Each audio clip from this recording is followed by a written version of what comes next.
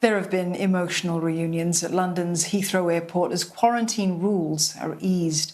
Fully vaccinated travellers from the US and EU can now enter without having to self-isolate. I'm in the arrivals area of Terminal 5. It's like a scene from the opening of Love Actually, with families being reconnected who've been kept apart for the last 18 months. The new rules apply to countries on the British government's amber list. Now, they still need to do a pre-departure test and take another test on day 2 after arriving.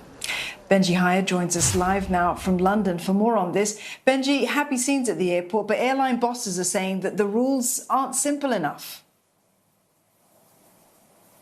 Yeah, that's right. I mean, on the face of it, it's pretty clear. Those who have had both vaccinations, who are from the US or EU, can fly to the UK and not quarantine. It's been welcomed by the government and by John Holland Kay, who we just heard there, the boss of Heathrow Airport, as it brings family and friends together after more than a year of not being able to see one another.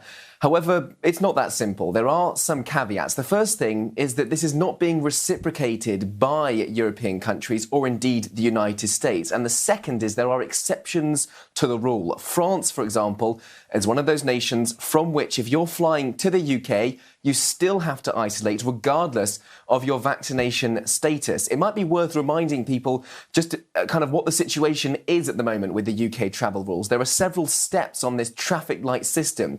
Green countries like Singapore, for example, from there, if you're travelling to the UK, you don't have to quarantine, regardless of whether you've had a vaccine or not. Just tests require to show that you're negative. There's amber list countries like for example, many European countries, and those, the rules in place mean that if you're travelling from there to the UK, you won't have to quarantine if you are double vaxxed. If you're not, you do have to quarantine. There's Amber Plus nations, whereby regardless of what vaccine you've had or how many, you still have to quarantine. And red list countries, for them, you need to quarantine in a hotel. It's a rather confusing and messy system, of course, and that's why lots of holiday makers and travel agents seem to be bewildered as to what's going on and all these different changes. And there's also been a diplomatic impact as well. The fact that France remains on this Amber Plus list, meaning you have to quarantine in the UK, even if you're vaccinated, has really kind of brought to light the tensions between the British and the French governments. And there's been concerns by former UK ambassadors to France that this is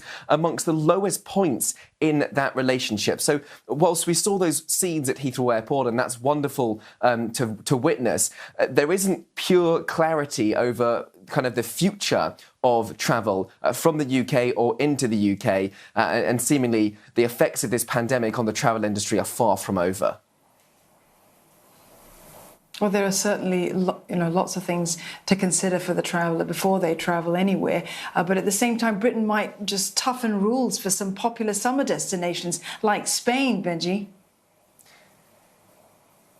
Yes, as if it wasn't kind of confusing and chaotic enough already, we now have these threats of an amber warning list. So those are countries on the amber list, like you say, Spain, whereby if you wanted to travel from Spain to the UK and you're double vaccinated, you won't have to quarantine.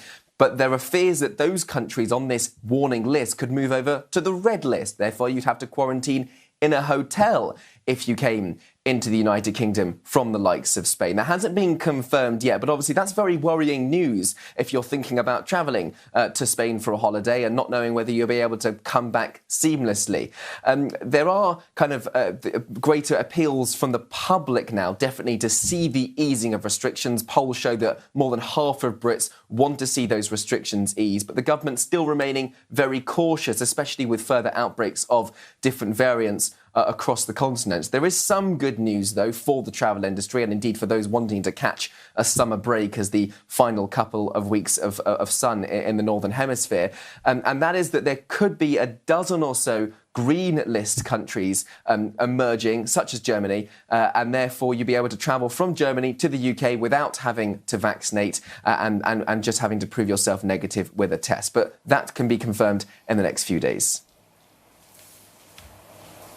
Benji, thank you very much for that update. Benji Haya there, live for us in London.